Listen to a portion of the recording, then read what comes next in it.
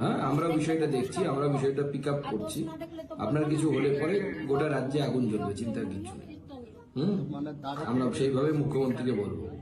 আমি এমন কিছু করিনি। ঠিক ঠিক আছে, ঠিক আছে, ধন্যবাদ। মূল কারণ সুকান্ত মজুমদার বলছি। আমি বললাম যে না করলে আপনি একটু করে বলুন। আমি এক কি সমস্যা হচ্ছে? আপনি পরীক্ষা দিতে পারেননি না আজকে? স্বভাব কিসের?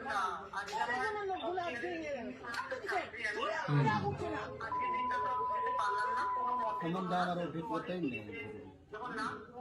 হুম উনি আমার কার সাথে কথা বলছিল জানি না, আমার মোবাইল দিয়ে দেখে আমাকে বলছে কি করছেন কি করছেন, এরপরে কাটচার করতে লাগলো। আমার মোবাইলটা কেড়ে নিল, কেড়ে কাঁচার মেরে দিল। কাঁচার মেরে দিল, আমি কি হয়েছে বললে ভিডিও করছো, ভিডিও করলে তো আপনাকে বলতাম, আর ভিডিও করলে তো আপনার ফেস প্রচুর আপনাকে তো আমি ডাইরেক্ট দেখতে পাচ্ছি, আপনার ভিডিও করে আমি করবো তো কিছু মানলো না। গালি গালাজ ধরো, হ্যাঁ থাপড়াচ্ছে, গালে গালে থাপড়াচ্ছে।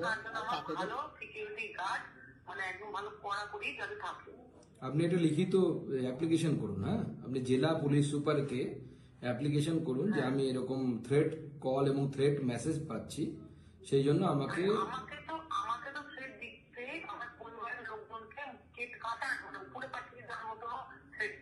সেগুলো, হ্যাঁ সেগুলো পুলিশকে লিখিতভাবে জানান, ভয় পাওয়ার কিছু নেই, পুলিশকে লিখিতভাবে জানান।